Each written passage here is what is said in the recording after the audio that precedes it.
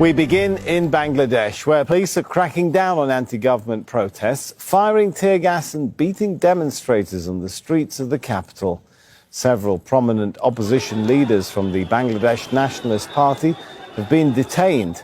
Hundreds of their supporters have been arrested. Demonstrators are demanding the resignation of Prime Minister Sheikh Hasina. They want an interim government before a general election next year. We are following the democratic ways for a peaceful event. We are conducting our event with the people and our supporters. They may beat us, but we will stay strong in our demands. We are following the path of ideals and righteousness. The Bangladesh Nationalist Party is leading the protests, attracting tens of thousands of Bangladeshis to the streets of Dhaka this month alone. Chaos, too, in several other cities, with disruption to road links between the capital and other parts of the country. Trucks and buses stuck in gridlock for hours. At times, protests have become violent as demonstrators call for the resignation of Sheikh Hasina, the Prime Minister for the past 14 years. Our correspondent Tanveer Chowdhury joins us from Dhaka. So looking at things behind you, Tanveer, have the streets now calmed down? Yes, it's pretty much calmed down, but people are anxious. They're worried ahead of the election. They expect more violence, unrest in the city as the opposition and the government party both having a showdown in the street, both calling for demonstration. The ruling party, Awami League, has announced a major demonstration across the country.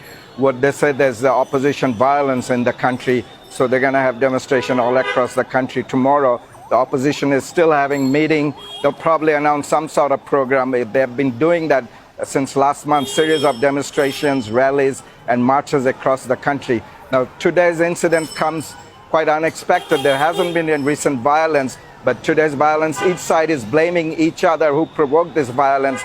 The opposition yesterday in the rally announced that they'll have a sit-in in the intersection that's connecting the city to the rest of the country. They're not going to block the roads.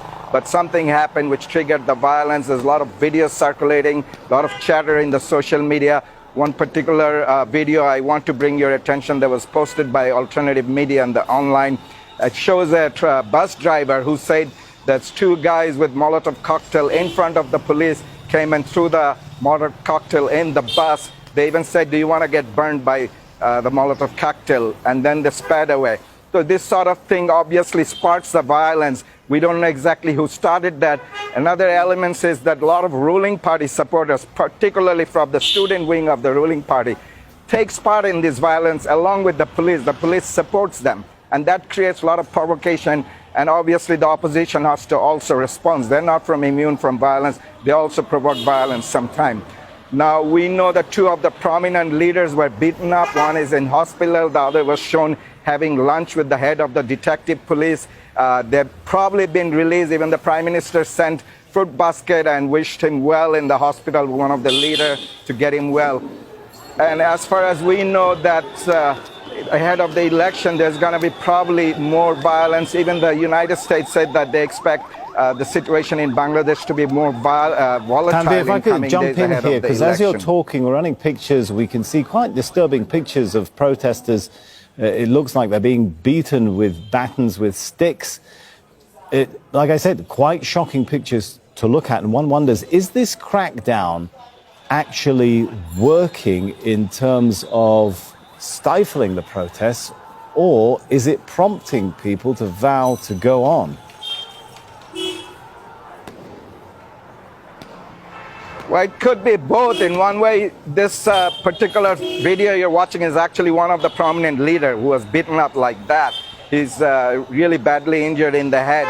Now, the government has been playing intimidation tactics. They've been checking people coming in the cities in the bus, putting up checkpoint. They're checking personal mobile phone, which was unheard of in this country, looking to see if you are a member of the opposition party, whether there's some sort of videos of some sort of email exchange between you and opposition parties.